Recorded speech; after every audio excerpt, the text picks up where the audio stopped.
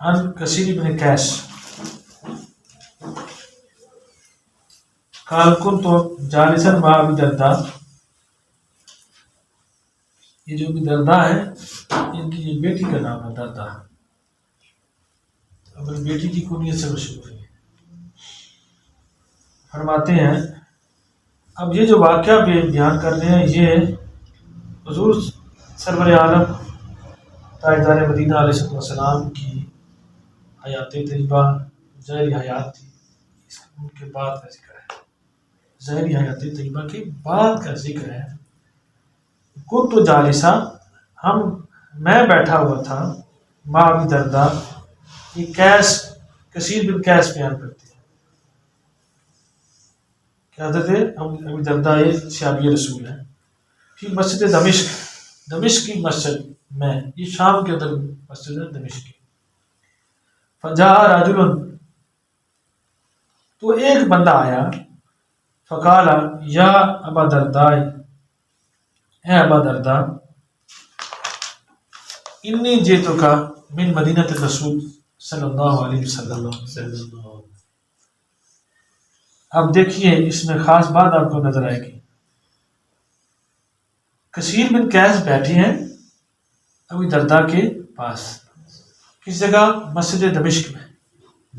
تو وہ کثیر بن قیس فرماتے ہیں کہ ایک شخص آیا اور اس نے آ کے یہ بیان کیا کہ یا ابا درداء، اے ابی درداء، انی جئتک من مدینہ رسول اللہ صلی اللہ علیہ وسلم، میں آپ کے پاس آیا ہوں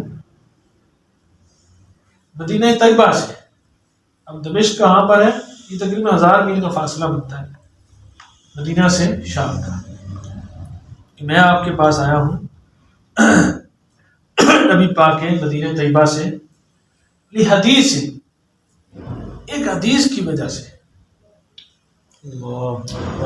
ایک حدیث سے 7 کلومیٹر فاصلہ طے کرنا ہے، پیدل سفر. ایک حدیث بلغنی انکا، میرے پاس ایک بات پہنچی ہے، یا مجھے بات پہنچی ہے کہ بے شک آپ جو ہیں تو حدیث ہو، آپ وہ حدیث بیان کرتے ہیں. مجھے یہ خبر پہنچی ہے کہ آپ وہ حدیث بیان کرتے ہیں، میں اس لیے آپ کے پاس مدینہ طیبہ چھوڑ کر، نبی پاک کا در طیبہ چھوڑ کر صرف حدیث رسول صلی اللہ علیہ وسلم لینے کے لیے میں یہاں دمشق آپ کے لیے آیا. انکا تحدث عن رسول اللہ صلی اللہ علیہ وسلم، آپ رسول اللہ کی ذات سے حدیث بیان کرتے ہیں، روایت کرتے ہیں. میں اس لیے وہ حدیث لینے آیا ہوں آپ سے. ما جئت لحاجت، یعنی میں اس کے علاوہ اور کوئی حاجت لے کے نہیں آیا، کوئی میری غرض نہیں آپ کے پاس. اندازہ کریں، خالص ایمان والے لوگ تھے، ہزاروں میل کا سفر طے کر کے آئے گی اس بات سے کہ میں حدیث لینے آیا ہوں. مجھے پتہ چلا کہ آپ نبی مکرم علیہ السلام کی حدیث بیان کرتے ہیں، اب روایت کرتے ہیں، اس لیے اس کے علاوہ میری آپ کے پاس آنے کی کوئی اور وجہ نہیں ہے،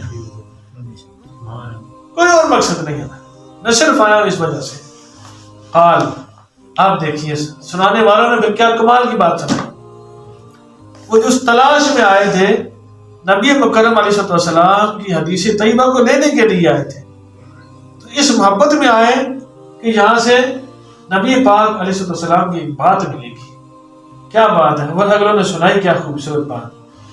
قال، اب حضرت ابو درداء بیان کرتے ہیں، فإنی سمعت رسول اللہ صلی اللہ علیہ وسلم، اے میرے دوست آ گیا سننے تو سن، میں نے سنا ہے اپنے پاک آقا کریم علیہ السلام کی ذات مطہرہ سے، یقول من سلک طریقا، آپ فرماتے ہیں، نبی پاک علیہ السلام فرماتے ہیں، من سلک طریقا، کوئی بندہ کسی راستے پر چلا، یطلب فی علما، اس کو تلاش اور علم کی، اس میں کسی راستے پر اس لیے چلا کہ اسے اس راستے میں علم ملے گا، علم کی تلاش میں کسی راستے پر چلتا ہے، سلک اللہ بھی طریق من طرق الجنہ، اللہ تبارک و تعالیٰ اس سے جنت کے راستوں میں سے ایک راستے پر لگا دیتا ہے. سبحان اللہ، کیا بات ہے، کتنی خوب بات ہے کہ آپ میرے پاس اتنے دور سے چل کے آئے ہیں صرف اس خاطر کہ ایک حدیث سننے کے لیے تھا، وہ حدیث میں سناتا ہوں، میں نے اپنے کانوں سے سمیت کا کیا مطلب ہوتا ہے؟ میں نے کانوں سے سنا ہے، اپنے ان کانوں سے، کسی اور کے کانوں سے بات نہیں سنی۔ کیا خوبصورت مقام ہے۔ وہ لوگ کیسے تھے جو دیکھتے تھے چہرے بددعا کو، اور وہ لوگ کیسے تھے جو سنتے تھے اس خوبصورت دہان مبارکہ کی باتیں، جن کے بارے میں صحابہ فرماتے ہیں جیسے موتی جڑتی، وہ بولے تو ان کی بات سے موتی جڑتی ہے، وہ موتی سنتے ہیں اپنے کانوں سے، وہ سماتے ہیں، وہ کان کس کمال کے تھے، کس خوبصورتی کے تھے جن کانوں میں وہ باتیں پڑتی تھی۔ فرماتے ہیں ان کانوں سے میں نے خود سنا ہے۔ کیا سنا ہے جی؟ کہ جو بندہ، آپ نبی پاک علیہ السلام نے ارشاد فرمایا کہ جو بندہ کسی راستے پر چلتا ہے کہ اسے اس راستے میں علم کی تلاش ہے، تو اللہ تبارک و تعالیٰ گویا سمجھ لیں کہ وہ بندہ جب علم کی تلاش میں کسی راستے پر چلتا ہے تو اللہ اسے جنت کے راستوں میں سے ایک راستے پر ڈال دیتا ہے۔ وَإِنَّ الْمَلَائِكَةَ، اب اگلی بات سنیں، اور بے شک جو ملائکہ ہوتے ہیں لَتَضَعُ أَجْنِحَتَهَا رِدًا لِطَالِبِ الْعِلْمِ، کہ وہ ملائکہ فرشتے اپنے پروں کو اس کی رضا کے لیے طالب علم کے پاؤں کے نیچے بچھاتے ہیں، اس کے نیچے پاؤں وہ اپنے پر بچھاتے کرتے ہیں۔ کیا بات ہے، کیا بات ہے۔ وَإِنَّ الْعَالِمَ، بے شک جو عالم ہوتا ہے، عالم ہوتا ہے، اس کے سنیں بات کتنی پیاری۔ وَأَنَّ الْعَالِمَ، اور جو ان لفظ پڑھیں گے، وَأَنَّ الْعَالِمَ، اور جو عالم ہوتا ہے وہ کیا ہے؟ يَسْتَغْفِرُ لَهُ مَنْ فِي السَّمَاوَاتِ وَمَنْ فِي الْأَرْضِ، اور اس عالم کے لیے جو کچھ زمین میں ہے اور جو کچھ آسمان میں ہے، ہر ایک شے اس عالم کے لیے دعائے استغفار کرتی ہے، مغفرت اللہ سے طلب کرتی ہے۔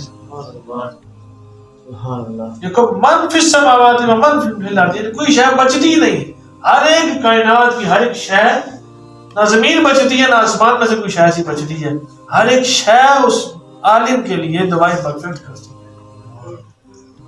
والحیتان فی جوف الماء، اور مچھلیاں پانی کی گہرائی کے اندر، پانی کے پیٹ میں مچھلیاں بھی اس عالم کے لیے دعائے استغفار کرتی ہیں۔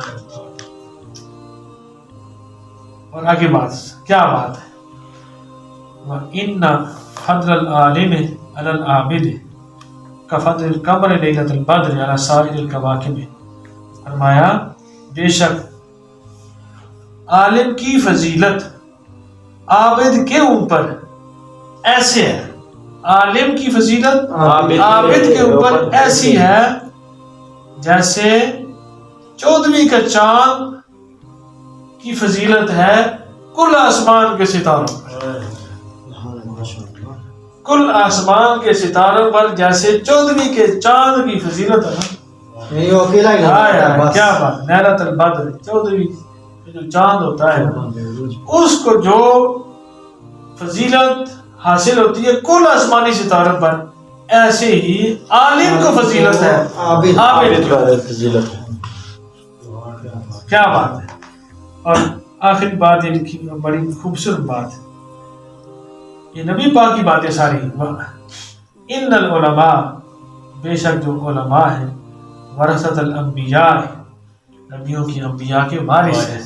اچھا، یہ جو حدیث ہے وہ علماء ہوتے ہیں، کاٹ کے بات تو کی ہاں وہ جڑتے ہیں، نبی ہے نا، اور جو مقصد کی بات نہیں کرتے ہیں۔ وَإِنَّ الْأَنْبِيَاءَ، اللہ میں يُوَرَّثُونَ، اور بے شک جو انبیاء ہیں کچھ وراثت نہیں چھوڑتے ہیں، لیکن کیا کرتے ہیں؟